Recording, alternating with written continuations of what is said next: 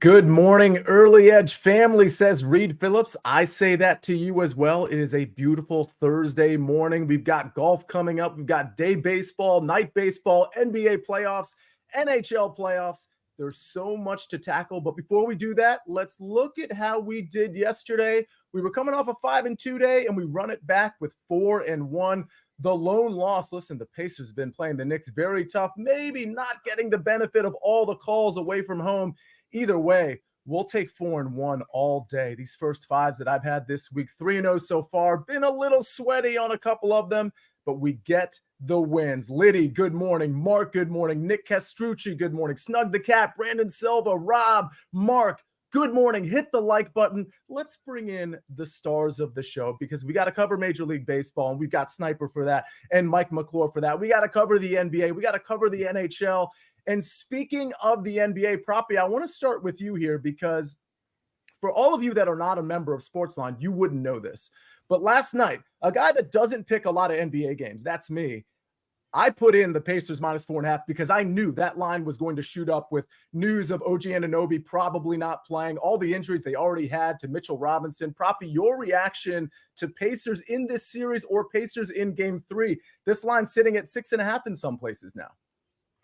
Yeah, certainly looks like a good spot for Indiana heading home to play the Knicks tough in 2 games. They really dictated the pace in both those games as well, something I was definitely surprised by. OG Anunoby is a massive loss for New York, too. He is their best perimeter defender, has done a tremendous job guarding Pascal Siakam, who's really had a limited impact here. So this is a big, big loss for New York. We know Tom Thibodeau, when it comes to the playoffs, he likes to play his guys close to 48 minutes. Josh Hart playing full game in 2 consecutive games. That's tough on a player. Josh Hart's made it look easy, but certainly it starts to wear guys down, become more injury prone. We saw Jalen Brunson miss the majority of the first half as well. So I think Thibodeau pushing his players is certainly catching up to them a little bit at this stage of the series, and the Knicks could be in trouble here as a result. Yeah, Mike, I kind of think the Knicks are in trouble too, and I base that off the fact that Indiana could have won either both of the first 2 games or at least one of the first 2 games. Listen, I jumped at the -4.5. I'm seeing now it's up to 7, like on a lot of major books. Your thoughts on either Game 3 or this series, Indiana, New York? Yeah, I mean, Indiana, they have been right there in a lot of the minutes of every game so far. They've made some questionable decisions, most notably yesterday. TJ McConnell not being in the closing lineup was pretty absurd to me. Just, as someone who understands the game, I get it at certain times, but I really feel like TJ McConnell should have been out there. But as far as everything going forward, Proppy pretty much nailed it there. OG Anunoby, definitely the most important player outside of Jalen Brunson on that team. In fact, if you kind of saw it when he went out, Jalen Brunson went out and missed the second quarter. There are situations where it sounds insane to say this, but I'd rather Jalen Brunson be out for a game or 2 than OG Anunoby, just because of how they have to play here. So I think it's really difficult. As far as betting the spread, though, I do not see Indiana winning by double digits necessarily. So I think it's still going to be a relatively competitive game either way. But the style of play is going to have to change a little bit on the Knicks side.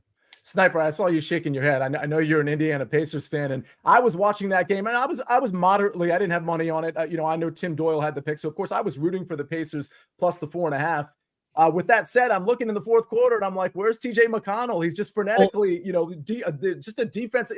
Listen, he is bothering Jalen Brunson and Nembhard.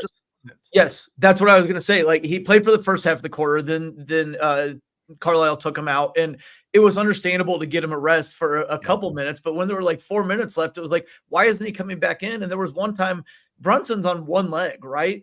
And he drove totally around Nembhard one time, and it was like, all right, where's McConnell? Where's McConnell?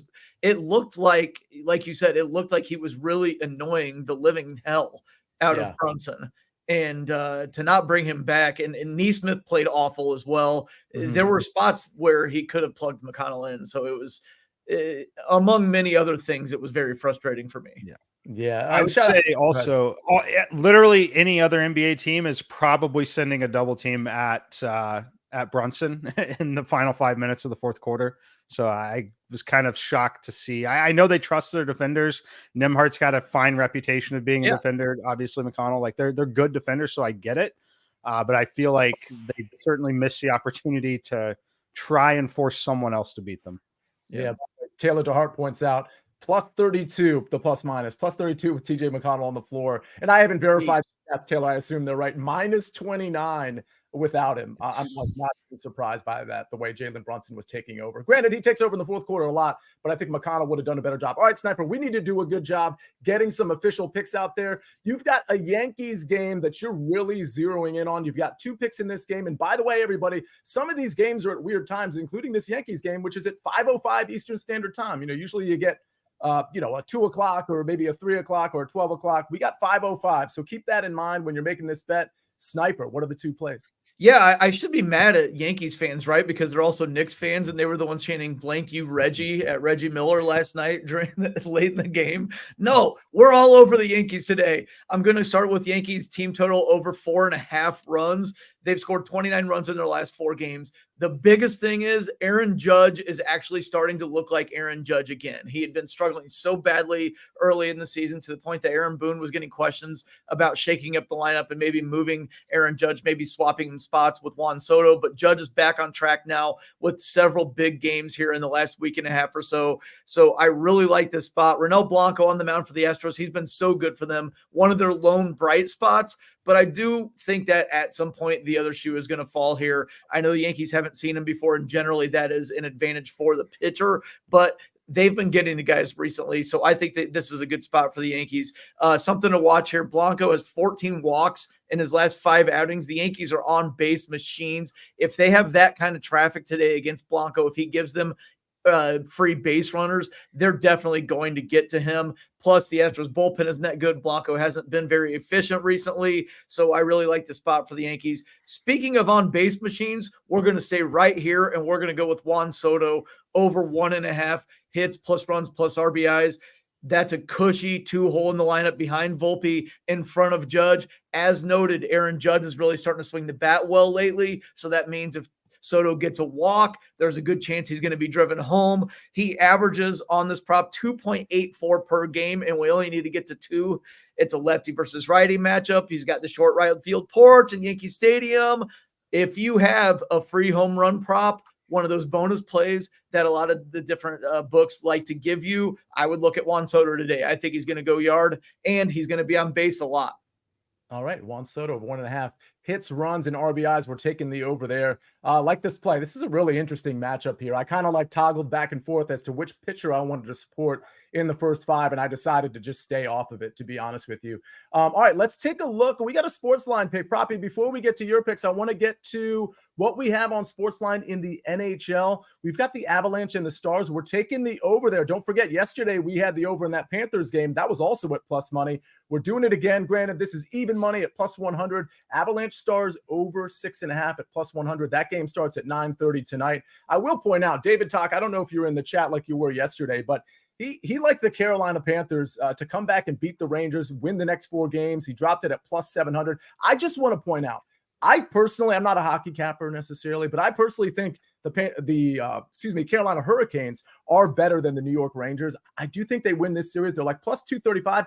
But if you like them to win the Stanley Cup, this is a shout out to Chip Patterson. He'll be on the show tomorrow with us. They're plus 1,000. You're never going to find the stock as low as this in terms of the Canes to win the Stanley Cup plus 1,000. It's just something I'm pointing out, maybe worth a sprinkle. If you want to make that bet, I know where you can do it. BetMGM, new BetMGM customers can sign up today and get up to $1,500 in bonus bets. Just place your first wager of at least $10, and you'll receive up to $1,500 instantly if your bet loses with bonus code EDGE. That's bonus code EDGE, EDGE. All right. Well, we got to get to Mike McClure's pick. We got to get to Proppy's pick. We got to get to my PGA pick, and I see some PGA picks in the chat. I see you, Chris Kish. We'll get to all of that right after this break. We need your sports news anywhere. We've got breaking news to bring you. Then get your sports anytime you want them. Big trade news overnight to discuss. Because we know you need sports all the time. A lot of movement in the rankings this week. A legend adds to their legacy. We're bringing you that breaking news right here on HQ. CBS Sports HQ, anywhere, anytime, all the time. Bobby Witt Jr. over a half stolen base, says Big Cheesy at plus 220. Very interesting. We might have something to say about the Kansas City Royals game tonight later on in this show. But Proppy, we're going right to you. We're going right back to the NBA. You've got 2 picks, Two props. I love them both. You've got the floor.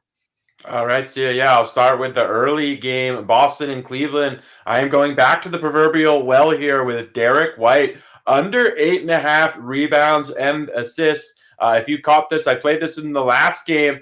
There is a lot of strong support here if you're interested in hit rate. Derek White has been under a combined 9 rebounds and assists in every playoff game this season. He's actually been under this total in 25 of his last 27 playoff games dating back to last season. So this is clearly a tick too high for Derek White, who's more of a secondary or tertiary playmaker when you've got high usage players such as Jaylen Brown, Jason Tatum, Drew Holiday as well. So in a game that's going to be paced down, a low-scoring environment with minimum possessions, which is what you have when you're playing against Cleveland, I certainly like fading these combination lines in this type of game environment against Cleveland. So going under 8.5 rebounds and assists for Derek White. And then I've got an over that I like in the Mavs-Oklahoma City Thunder game. I'm going to back Kyrie Irving. He's kind of been a forgotten man a little bit. Going over 23.5 points for Kyrie, who's really played well throughout the regular season and the playoffs. He's really kind of emerged alongside of Luka as sort of a Batman to, as sort of a Robin to Luka being Batman. But Luka is operating at less than 100%. I firmly believe that if we were in the regular season, Luka would not be playing right now. Clearly, there is a knee injury here that's really bothering him. The efficiency stats have been terrible. They're going to really need Kyrie Irving to step up in this spot and carry the load because, frankly, I just don't think Luka is capable with the way he looks right now and the amount of defensive attention he's commanding as well. So I like Kyrie Irving. I anticipate Kyrie Irving playing upwards of 42 to 45 minutes the entire duration of the second half. I expect the Mavs to come out with a lot more intensity in this game as well. I expect Kyrie to be aggressive in the process. So it's a nice buy low opportunity for Kyrie to go over 23.5 points. Derek White in game one, or the Boston game, under 8.5 rebounds and assists. Yeah, this certainly feels like it could be a Kyrie spot for sure, given all the context you just gave out. I'm going to be hitting that over a little bit here as well, over 23.5. All right, let's get to my golf pick. And before I get there, Big Cheesy says Harris English over Cam Davis minus 125. Well, thing about that, Big Cheesy, you got to specify, is that a round one play or is that a tournament play? Because that really matters. I like Cam Davis's upside. I'll point that out. I think it's better than Harris English's, but Harris English, the safer play. So in a tournament matchup, I probably think you're right. It's Harris English, but that would be a stay away for me. Certainly a stay away at minus 125 because Cam Davis his game is trending over the last 4 tournaments. We're starting to see the Cam Davis that we thought we'd see 1 or 2 years ago. Well, what we're seeing now from Alex Noren is something pretty special. He has been very good across the board. I like him in a round one matchup over Russell Henley. Now, you can say the same thing about Russell Henley that you can say about Alex Noren to a degree. Russell Henley, very consistent, kind of a shorter player, so neither of these guys are going to really have an advantage off the tee. But when you look at Russell Henley's strokes gain metrics, they're not super impressive, especially juxtaposed against Alex Noren's. Noren has really been flashing really this entire year. Russell Henley been a little spotty with the short game, a little spotty with the approach play. I honestly think, granted, it's a round one play. Anything can happen to a degree. I think Alex Noren should be like a minus 130 favorite here. It was minus 115 yesterday. I expected Noren to take some money for whatever reason he isn't. I do want to point out this is a tough course. By the way, this matchup goes off in a couple of hours. The Wells Fargo was delayed by a full hour due to weather. But Alex Noren on a tough course is really special because what he does well, greens in regulation and bogey avoid. He is one of the best in this field in basically limiting damage on tough holes, on tough courses. Henley, decent in that department too. But really, I think Alex Noren outclasses Russell Henley in almost every department here, just by enough for this to be a pretty good edge. So give me Alex Noren round one. Again, this tees off in about 2 hours over Russell Henley. All right, ladies and gentlemen, that's the golf pick. If you have other golf picks in there and Big Cheesy clarifies, that's round one. Well, I got to say, Big Cheesy, one of my 3 first-round leaders is Cam Davis at 66-1. So I can't exactly support the Harris English pick over Cam Davis, but I will say, I'll reiterate, English is the safer play over the 2. So in a matchup scenario, I don't hate it. I just like Cam Davis's spike potential. And by the way, the other 2 were Rory McIlroy at 16-1 and Akshay Bhatia at 50-1. Those were my 3 first-round leaders in this 69-person no-cut event. All right, Mike McClure, I know you I don't know if you have any response to what I said, because you cover a ton of golf, and I know your simulations and all of that is weekly on SportsLine. But you have a baseball pick, and it's the night game. It's the last game of the night, which I absolutely love. So we got kind of a day game from Sniper. We got a night game from you. What's your play? All right. So I'll address golf quickly. I have so much exposure to one player this week, and it's Victor Hovland, believe it or not. Yes. He's one of my outrights, Mike. Mike, Yes, he's one of my okay. outrights, and everybody rolled their eyes when I made it. So I'm so glad I have your support. Go ahead. Sorry. Yes, I have Hovland in every market. Only one head-to-head matchup for me this week, and it is a Victor Hovland play as well. So, but tonight, baseball, back to the Kansas City Royals. And I know this probably gets annoying to hear, but make sure you're on SportsLine so you get a push notification. When I bet baseball, I bet them the day before. I put this out yesterday, minus 105. It's basically where the computer makes it now, which was minus 122. That's 55% winner. That's what I make Kansas City here. Market is mostly moved around that number. You can still find a minus 116 out there. I would play it at that number. But when I look at this matchup against the LA Angels, I don't think the market is properly adjusted on the Angels side yet with the loss of Mike Trout. And I still don't think the market is adjusted how good Kansas City is. Kansas City's got an AL MVP frontrunner in Bobby Witt, a great pitching staff overall. But this is a spot where you usually see teams get dinged in the market for travel spots. It was getaway day. Now they're traveling to the West Coast. The issue that I have with this is it was a big travel spot and getaway day for both teams because the Angels were on the East Coast for a 6-game road trip, flying from Pittsburgh, Pennsylvania back to LA at the same time the Royals were traveling. The Royals also gave their catcher and really first baseman and one of their best hitters, Salvador Perez, the day off yesterday. He will be well rested, ready to go in this one. That's good news because he is very good against left-handed pitching, not just in terms of power, but he draws a lot of walks, which is really critical putting base runners out there against Reed Detmers. Now, Detmers, I think, is a fine starting pitcher. I think he's right around league average, but the rest of this team is going to be significantly below average, especially against right-handed pitching. Love the way the Royals offense is playing right now. Love the way this team is playing right now. Once again, I made the number minus 122. That is why we played it yesterday at minus 105. So if you didn't get it then, make sure you're subscribed and turn those notifications on so you can get the best number. And how do we subscribe? We go to sportsline.com/join. We type in the promo code winners and we get 60% off the annual plan. You would have gotten my play on the Pacers minus 4.5. And I'll admit it, I think somebody mentioned it in the chat. That 4.5 came and went really, really quickly, but you still would have been able to get it at 5, even if it had moved a little bit on SportsLine. These lines, especially when Mike McClure puts them in, they move very fast. You want to get them as soon as he puts them in, and that's how you can enjoy SportsLine. Get the picks when we make them. Again, sportsline.com/join. Before we get to the recap screen, a couple of golf picks. Morikawa over Spieth minus 120. That's a round one matchup. Big Cheesy, thank you for clarifying that. I do kind of like that. I do think Morikawa's game is trending a little bit. And I have noticed in first rounds, especially while his game has been trending, he's been pretty solid there. There was one other matchup. Oh, it was Hideki Matsuyama, best Asian for the Wells Fargo. I don't love it. I think there's other guys that are certainly in play there. Siwoo Kim, he's a guy that I think could be interesting. I think Decky probably is the best Asian, but the number at like plus 280, not a big fan. And the last one, Michael, Siwoo Kim over Russell Henley. I assume that's a round one matchup. I like that as well. Anybody, before I get to the recap screen, did I miss anything? Proppy, did I miss anything in the NBA? Sniper, did I miss anything in the MLB? Proppy, go. Nothing? Nothing that I can think of, Sia. All right. I just wanted to make sure. Go ahead, Mike. I got a comment on Justin Thomas. Many of you know that the computers loved him for a while.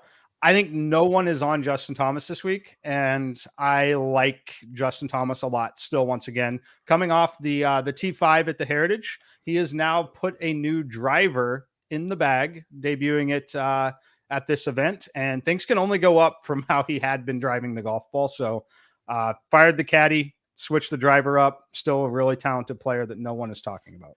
Fair enough. Go ahead, Proppy.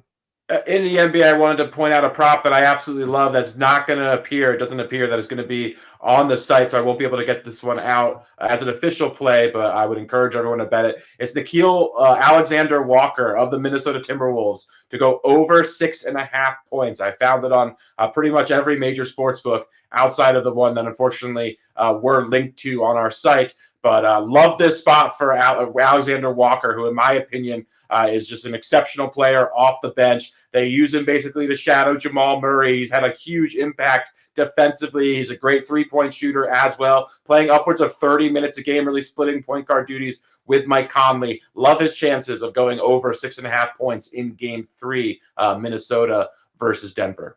See, that's why I asked. That's why I bat cleanup and I say, is there anything else out there? And I do want to address this, and I'm trying to get to the chat as much as possible. I'll close the show with this before we get to the recap screen. Norn over English -115. I certainly lean that way. Siwoo Kim over Bradley. I like that one as well. Japan Grillo outright winner. You are the Grillo whisperer. He ain't winning this tournament, though. Let's take a look at the recap screen. We've got the sniper. Yankees team total over 4.5 at plus money, plus 105. That is Juan Soto over 1.5 hits, runs, and RBIs at -135. That game again starts at 5 o'clock Eastern Standard Time. I've got Alex Noren today in an hour or two, -115 over Russell Henley. Proppy, Kyrie Irving over 23.5 points at -119. And Derek White under 8.5 rebounds and assists at -139. Mike McClure, get it early, get on SportsLine. Royals money line, -105. And the SportsLine pick, Avalanche Stars over 6.5 at even money. That game is after 9 o'clock tonight.